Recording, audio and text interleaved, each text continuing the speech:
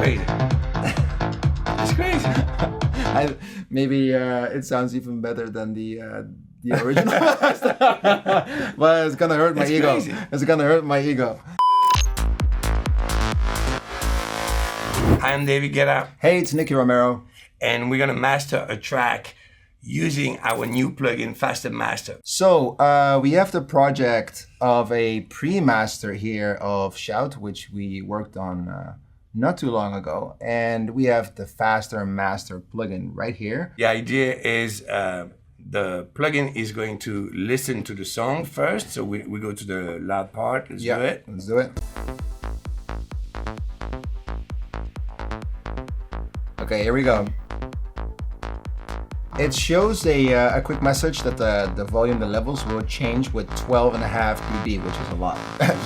Normally, you're like, okay, I need to put the volume down, otherwise you're gonna be unhappy with the volume. And now I think it's great that whenever we open the plugin, we do the analysis of the record, so the plugin knows what key it's in, it knows the speed, it knows the peaks, it knows the transients, and it will throw a few presets. And it gives you a couple of smart presets where the plugin thinks it does the best job on this record. So let's just click a few and see what the different sounding curves are. So we have, for example, ethereal and glossy, modern and refined, versatile and dark.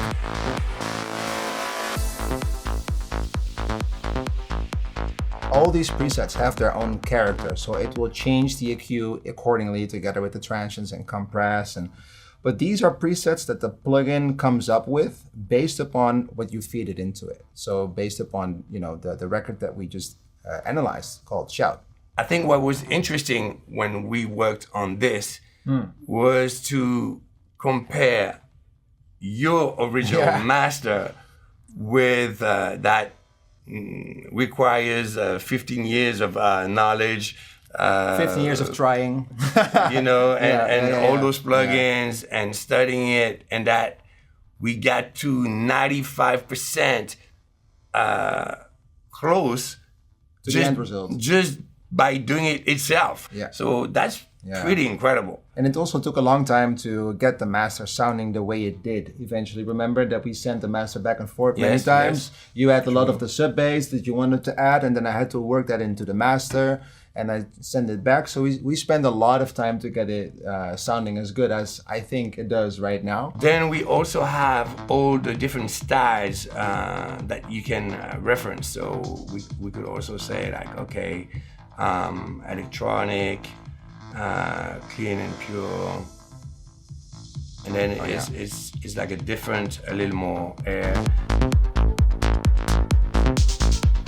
Basically, I think that usually the plugin knows what it's doing. 100%. And but maybe better than us. And my experience with it was that, for me at least, it was best to take what the plugin is proposing and maybe correct a little bit. I think what's important is if you're doing mastering, you're gonna have to use many plugins. And the idea of this is we take things in order. Actually, the plugin does it for you. So the first thing is to EQ, and you see that it's proposing what the plugin feels is the best EQ possible. Then there's the transients, would be like the attack of different sounds, and we can modify all of it, of course. So EQ, I could say, you think that you need less, okay, but let's put a little bit more. Or like a transient, if you want more, you just need to move it like that. This is gonna give you more punch, this is gonna give you less punch. Compression, stereo, and the limiter, which really is defining how loud we want it to be. So really, you have all in one, and it does it all for you, and then you can listen and do the little changes that you think are necessary or not. What also is a great feature, but I think that Faster Master has is whenever you're happy with the EQ part, you don't want to change the EQ part, you can lock it here by clicking on the top. Like this way, it locks the settings on the EQ, and whenever I go to a different preset now, it will only change the other sections, like transients, compress, really cool. Stereo, where we get to later. But you can also lock certain parts without losing the curve you just made. Which I thought was really helpful. I remember insisting on that because there's one thing is it's so basic, but it's stupid. But like every time you use any plugin, the fact that it changes the volume influences us so much, because basically the louder it is, the best you're gonna think it sounds like. The fatter it will become. I learned over the years. Yeah, but it's actually bullshit. True. Like, you want to be able to compare for what it is, meaning that it's at the same volume and everything is volume matched. Because otherwise, this is what I see with let's say beginners. They tend to always do anything that is gonna make it sound louder.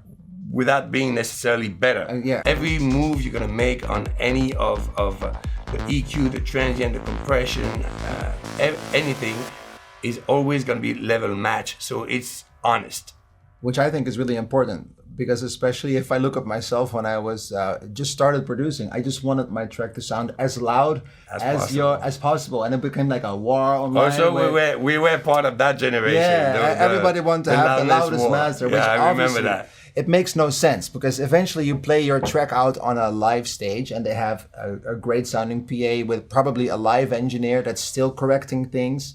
So it makes no sense to only get it louder. So you want to have loudness compared to, your favorite tracks and the ones that you think that sound great live. Oh yeah, by the way, we have that too. We have the references. We can upload a track here and reference it if we want to sound like this track. And then Faster Master is gonna take the track you upload and try to make it sound the same. Yeah, exactly. Obviously, it needs to be a little bit in the same style. Yeah. But you can obviously not compare a pop song to a club record, because it's completely, exactly. Like if unless it's a David Guetta record, because no, but if you take let's say one of the records that you made, let's say 10, 20 years ago. But if you compare, I don't know, like country music or classical music to electronic, then of course it needs to be comparable. But I think the fundament of the plugin is that it's easy to get to a certain result with a few clicks without suffering quality, and also being able to listen to it on a very honest comparing volume. And this is something that is really, really important.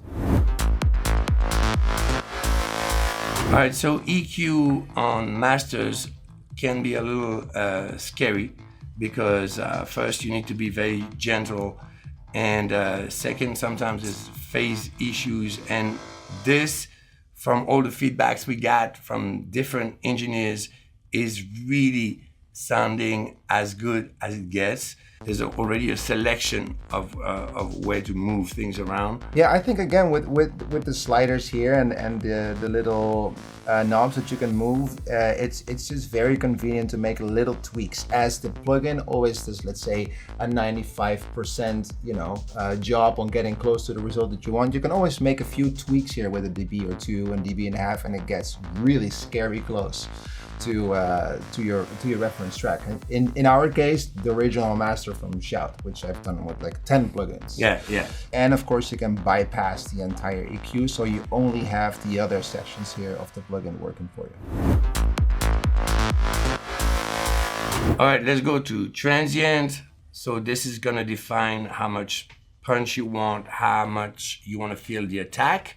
So saying here, it's just so easy, because like you just have to move this knob. It's really like cannot get easier than that. So you see that here, you can feel the kick more. And here it's a little bit less aggressive. This is a matter of taste. Again, the plugin chooses it for you, but if you do the type of music we want, we like to have a lot of punch in the kick. But maybe if you were doing more housey stuff, you Yeah, really let we spoke about it before. Yeah. This is really, again, so easy. Like we have a light compression now, but we could, squeeze it more.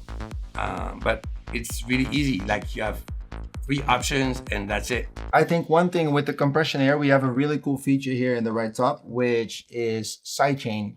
And this way you can leave out the low frequencies. I believe it was under 250 hertz. It will not take that when you're compressing. So when you're doing dynamic, when you make changes here, it will leave out everything under 250. Yeah, that's true. So the kick and the bass are not gonna muddy up your entire mix. And then we have the stereo field. To be honest, we both have the impression that we kind of always use a little bit the similar tricks. Always. On the way. I think I still use yours, to be honest. On the way we create we retouch the stereo on the master. So basically we put in the plugin what we do, basically. Exactly, yeah. But honestly, I think these days, and I had this conversation, especially with a lot of Dutch DJs. I speak to, let's say, Hardwell, W&W, Martin Garrix, and it's always there's very few plugins that can do very good stereo with imaging. I feel like, I don't know how many you know, but I only know, let's say 2, 3, and then the rest I do on an SSL, like on an actual mixing desk, because that's, to me, still, a result that I cannot get close to with any digital plugins. But I think how close we got right now with this plugin is really, really crazy. I don't want to sound too exaggerated, but this section I think still blows my mind every time I use it. All right, limiter. Limiter. Again, when you have no experience, sometimes you just like it because it's louder, but you lose on quality. Exactly. So I like that Faster Master is not going to take you to some insane place where you're ruining the entire mix sound just because you want to be loud. But again, if you choose to do it, you can, and you can also add some drive, which will give you a perception that it's also louder. We're trying to always be reasonable, let's say, and then if you want to be crazy, then that's all you can go crazy. You can go 100% crazy. And I think what we tried after a couple of times of testing the plugin, whenever you use it in combination with other plugins, let's say you have other plugins or for an effect that affects the the loudness, and you want to make sure that it's measured the right way. And whenever you do that, so whenever you have a plugin before Faster Master in your chain that affects the volume, you can always click this button here and it will re-measure the loudness of the record in consideration what the other plugins do. And this way you still have a fair comparison of how loud your record is comparing to others. But what I think is really crazy is, for example, when you have a pre-master of a record, you can compare your pre-master in the plugin live using this knob of level match bypass. It will adapt the volume of your pre-master to the mastered version. And this way you're not misled to making choices you would not make. So now we're gonna compare this to your original master without touching anything. So just what Faster Master did on its own. We didn't retouch anything. Okay. There's no other plugin on the master than Faster Master right now, and it's gonna compare to a master that has at least 10 different plugins on the master chain. Let's compare it.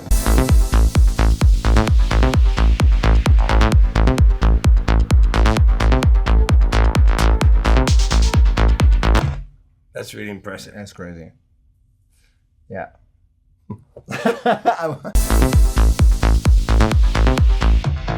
Crazy. It's crazy. Maybe it sounds even better than the original. But it's gonna hurt my ego. Crazy. It's gonna hurt my ego.